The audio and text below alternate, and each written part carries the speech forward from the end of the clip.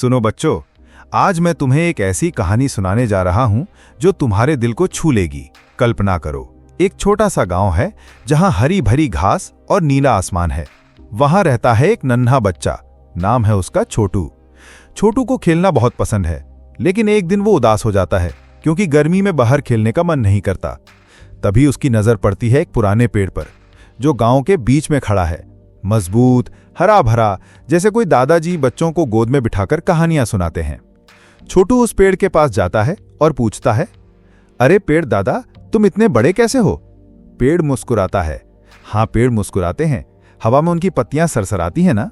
वो कहता है, बेटा मैं यहां सालों से खड़ा हूं, सूरज की किरणें पीता हूं, बारिश का पानी सोखता हूं और सबको देता हूं बिना कुछ मांगे। छोटू हैरान हो जाता है, क्या तुमने कभी सोचा है कि पेड़ कितने निस्वार्थ होते हैं? वो हमें फल देते हैं, छाया देते हैं, हवा साफ करते हैं, और बदले में क्या मांगते हैं? कुछ भी नहीं। फिर क्या हुआ? छोटू रोज उस पेड़ के नीचे खेलने लगता है। गर्मी में छाया मिलती, पत्तियों से हवा का झोंका आता।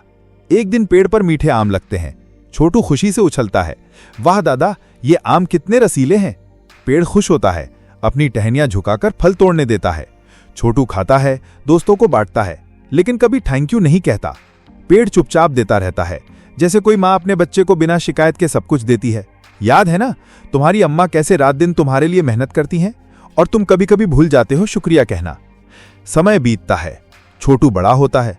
अब वो लड़का बन जाता है। उसे लकड़ी चाहिए घर बनाने के लिए। वो पेड़ के पास जाता है, दादा मुझे तुम्हारी टहनियां चाहिए। पेड़ दुखी होता है, लेकिन कहता है, ले ले बेटा, मैं तेरे लिए हूं। छोटू टहनियां काटता है, घर बनाता है।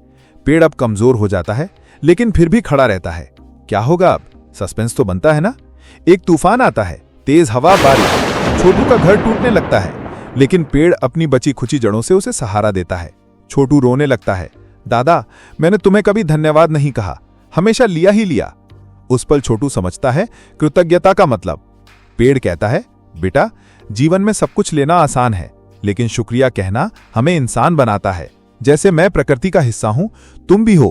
पेड़ लगाओ, उनकी देखभाल करो, क्योंकि वो हमें जीवन देते हैं। छोटू अब हर दिन पेड़ को पानी देता है, नए पौधे लगाता है। बच्चों, क्या तुम भी ऐसा करोगे?